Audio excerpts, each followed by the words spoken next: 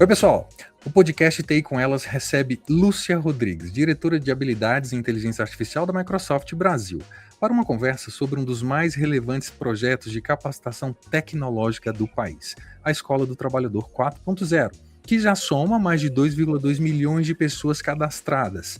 A iniciativa, liderada pelo Ministério do Trabalho e Emprego em parceria com a Microsoft e Softex, oferece cursos gratuitos em tecnologia e produtividade. Integrada ao programa Caminho Digital, a plataforma foi criada para preparar profissionais brasileiros para os desafios e oportunidades da economia 4.0. Lúcia, seja muito bem-vinda ao TI com Elas e é um prazer ter você aqui com a gente. Fabrício, muito obrigada pelo convite. É um prazer estar aqui com vocês no TI com Elas. E, bom, quero compartilhar aí se vocês quiserem saber. É um prazer recebê-la aqui. Eu já vou para a primeira pergunta. Como você enxerga o papel de grandes empresas de tecnologia como a Microsoft na redução das desigualdades no acesso à tecnologia? Perfeito, Fabrício, excelente pergunta. Eu enxergo o papel das empresas de tecnologia como protagonistas. Mas eu enxergo o papel de qualquer empresa que produz um produto ou um serviço à sociedade. Eu acho que essa empresa é a maior protagonista quando se fala de levar acesso às pessoas a esse produto. Eu acho que todas as empresas deveriam sempre ter esforços e focar em que o produto dela seja acessível e que as pessoas possam ter o conhecimento para utilizar esses produtos. E na tecnologia não é diferente. A gente é capaz de fazer coisas que antes a gente não era capaz de fazer. Então, o acesso à tecnologia, ela é essencial para que as pessoas possam se desenvolver nas suas carreiras, para que elas possam ter as mesmas oportunidades que outras pessoas, e a gente faz isso justamente dando acesso à nossa tecnologia e ao conhecimento que possibilita utilizar essa tecnologia.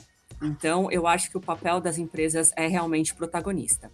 A inteligência artificial se tornou uma prioridade global, e a Escola do Trabalhador 4.0 acompanha esse movimento no Brasil, com uma oferta crescente de cursos na área. Por que hoje há tanta ênfase na capacitação IA? Estamos correndo contra um gap de habilidades? Eu acho que a IA generativa, né, que é essa IA mais nova e essa IA que trouxe digamos, uma demanda maior por aprender IA, ela é uma IA mais acessível. A IA está no mercado já desde os anos 60, né? Ela foi, inclusive, declarada como um campo da ciência já em 1961, se não me engano. O acesso à IA era algo que você tinha que ser um especialista em inteligência artificial. Realmente, coisas bastante complexas que só um nicho pequeno de profissionais avançados de TI que tinham acesso a esse conhecimento. Então, era um campo muito restrito da ciência. Quando a gente olha para a IA generativa, como ela é uma IA que interage em linguagem natural com o ser humano, a gente passa a ter uma facilidade muito grande para o acesso e o uso da inteligência artificial. Então, uma coisa que no passado você precisava desenhar um algoritmo que muitas vezes demorava meses para que você conseguisse que a inteligência artificial performasse alguma tarefa específica que você queria, hoje você faz isso muito mais fácil. E sinto que as pessoas estão estão sedentas por ter esse conhecimento, que é um conhecimento bastante empoderador, na mão delas.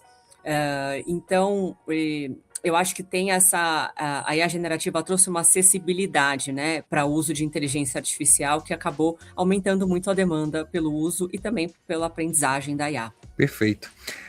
Quais foram as principais entregas e aprendizados da Escola do Trabalhador 4.0, executada em parceria com a Softex, e como a iniciativa tem contribuído na prática para a inclusão produtiva no país? Recentemente saiu, agora no final de março, uma pesquisa da Anatel que fala sobre habilidades digitais do brasileiro. E a pesquisa, sinceramente, Fabrício, é desastrosa. A pesquisa que 15% da população brasileira tem conhecimento de habilidades digitais acima do básico. E o que significa ter conhecimento acima do básico? Ter um conhecimento que hoje é exigido pela maioria das empresas para você trabalhar, ou seja, você produzir conteúdo, você editar documentos, você mandar e-mails, produzir e editar planilhas, você de fato conseguir tanto de informação que existe circulando, seja em chat, seja em e-mail, seja em apresentação de PowerPoint, e transformar isso em um trabalho produtivo. Então, só 15% da população tem acesso a esse tipo de conhecimento, tem essas habilidades, né? O restante, depois a gente tem outros 20% da população que tem apenas conhecimentos básicos. O que é um conhecimento básico? É você conseguir usar um aplicativo de banco, é você conseguir usar um aplicativo de música, um aplicativo de rede social, você conseguir entrar numa plataforma do governo e acessar um serviço público. O restante da população praticamente não tem habilidades digitais para trocar uma mensagem de texto, para trocar um áudio, para entrar numa rede social. Mas habilidades conectadas ao trabalho praticamente não tem. E isso é muito grave quando a gente fala de inclusão social, justamente. Essa exclusão social das pessoas que não têm esse conhecimento é muito grande. E é muito grave porque limita enormemente o tipo de emprego que essas pessoas podem ter. Apesar dos avanços, a presença feminina na tecnologia ainda é limitada. Hoje, apenas 19,2% dos especialistas em TI no Brasil são mulheres, segundo o estudo WTech do Observatório Softex. Na sua visão, os principais desafios estão mais no acesso, na permanência ou na ascensão das mulheres na carreira? Estou pensando aqui, eu não acho, na verdade, que talvez nenhum dos três. Mas se eu fosse eleger um dos três, eu diria o acesso. Mas eu não acho que é exatamente o acesso. Eu acho que ainda a profissão ligada à TI, ela tem ainda um viés cultural de ser uma profissão masculina, né? Hoje a gente tem uma série de profissões no mercado de trabalho que tem vieses masculinos ou femininos, né? Quando a gente olha para os profissionais da saúde, o cargo de enfermeira é um cargo feminino, de cuidado é uma coisa feminina, né? Existe esse viés social.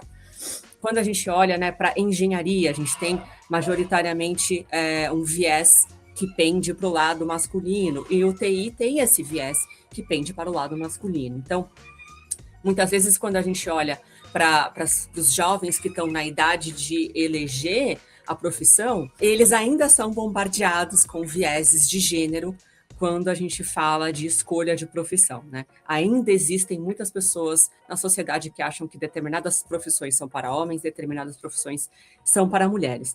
Então, eu não sei se eu diria que é exatamente o acesso, mas eu diria que realmente um viés de gênero cultural e que a gente tem trabalhado muito dentro da Microsoft para desconstruir esse viés de gênero. Então, em primeiro lugar, a gente sempre tem que ter finalistas em processos seletivos que sejam metade homens, metade mulher. Não podem ter só homens. Então, isso é uma obrigatoriedade dos processos seletivos.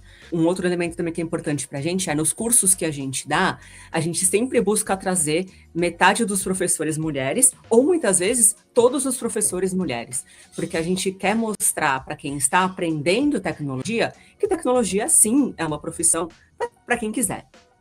Para pessoas não binárias, para pessoas trans. TI é para quem quiser trabalhar com TI, para quem gostar de TI, para quem sentir que tem uma vocação para TI. Então, a gente sempre busca trazer essa mensagem de uma maneira enfática. Mas ainda assim, a gente tem bastante viés, mas eu espero que no futuro próximo a gente veja cada vez mais mulheres entrando no mercado de TI. Para encerrar, vamos falar um pouquinho de inclusão digital, né? Que papel essa inclusão digital pode desempenhar na economia brasileira? Primeiro que eu acho que o papel de destravar o crescimento econômico em determinadas áreas, né?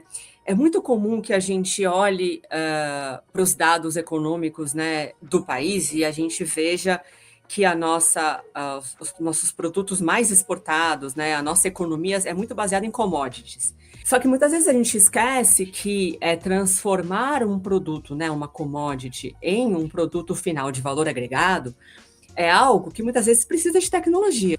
É algo que muitas vezes precisa de pessoas qualificadas realmente no mercado de trabalho, e essas pessoas normalmente precisam de habilidades digitais. Então, eu acho que o crescimento e a diversificação da indústria brasileira passa pela modernização da tecnologia utilizada no Brasil, que tem uma base em ter uma população que consegue ser produtiva utilizando tecnologia. Então, acho que tudo faz parte de uma pirâmide, onde a gente tem uma base da população que sabe usar a tecnologia a seu favor e a favor da sua prosperidade econômica, que por si gera uma mão de obra mais qualificada, que vão gerar líderes mais inovadores, mais capazes de usar a tecnologia, que vai trazer uma indústria mais tecnológica e uma indústria que consegue produzir produtos de maior valor agregado. E assim, trazendo um crescimento econômico para o país que, claro, beneficia a todos. Então, eu acho que a democratização do conhecimento de habilidades digitais e de IA é uma questão extremamente estratégica para a economia brasileira. Lúcia, foi muito, mas muito bacana conversar com você neste episódio do TI com Elas. Muito obrigado pela sua participação, viu? Obrigada a você, Fabrício. Foi excelente estar com você, excelentes perguntas e obrigada pela oportunidade de compartilhar um pouco com os nossos ouvintes. Muito obrigada. E pessoal, muito obrigado, a gente que agradece. E pessoal, nos reencontraremos muito em breve no próximo podcast. Tchau, a gente se vê.